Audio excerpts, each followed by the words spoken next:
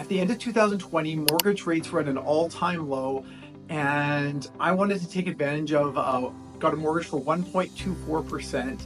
And so we decided to go in with a partner and buy a fourplex. And we were going to be the silent partner, they were going to be the active partner.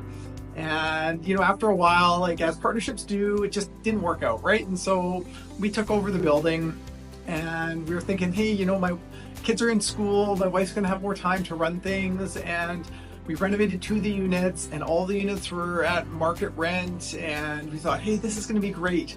Just sit back, relax, collect our rent, and it ended up being a lot of work. I remember being on vacation, out fishing, and my phone, as soon as we in the cell phone range, tenant plumbing issue, and then another tenant texts me an hour later, we're moving out, so we got a new tenant. We just found a lot of stress and a lot more, and we found we bought ourselves a low-paying job with the fourplex, if I look at everything else.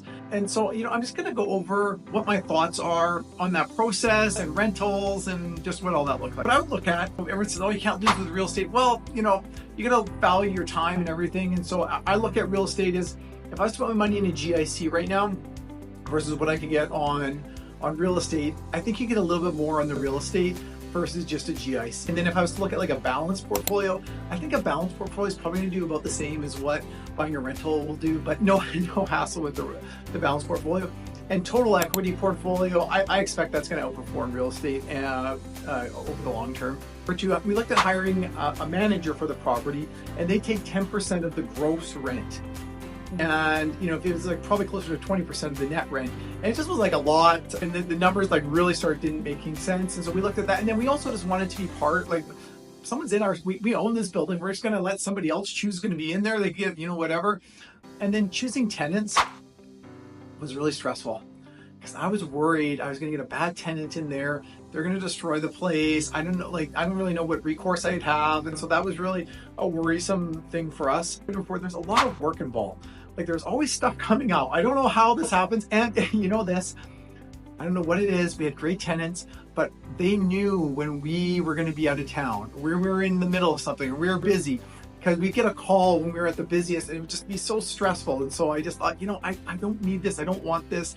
I can be better doing things with my life. And it is very much an active business. It's not like, I know that the government calls it a passive investment. It is not passive. You definitely have to be active in there. Another point is with returns, I think you really make money in real estate when you leverage yourself. And we just didn't feel like we're borrowing some of the money to invest, but I think you really you have as little equity in a building as possible, the biggest mortgage, and then maybe you're making like on rents 5% and mortgage rates are at 4.5%, and you make that little bit of difference over time. But it's a leverage game, and I wasn't really into the leverage. Like I think you can get yourself really out of control with that. People do it and they make a lot of money. That just wasn't for me.